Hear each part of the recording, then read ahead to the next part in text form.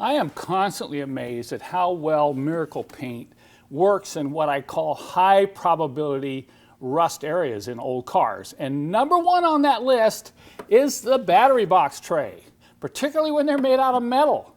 You know, you sit those battery box trays in a high moisture environment and you have gases gassing off out of the batteries, and they cause all kinds of rust problems. If not dealt with, you'll actually have the rust go through the tray and into the body, and that's one of the chief causes for wetness inside the cabin.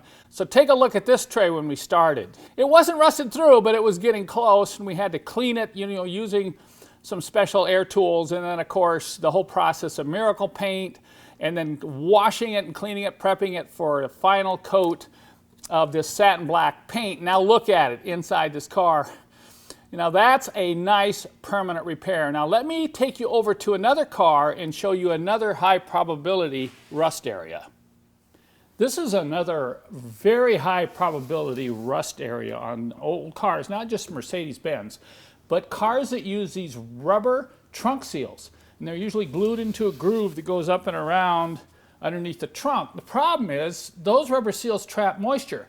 Water drips off here, goes in, soaks into the rubber, and of course that rubber holds the moisture, and once the rust starts on the back side of this seal, it's just going to creep right out into the body area like on this lip. Now look here, when I pull this seal off, look at how bad the pitting was. And along here, it was all pitted and badly rusted. So how else are you going to repair that?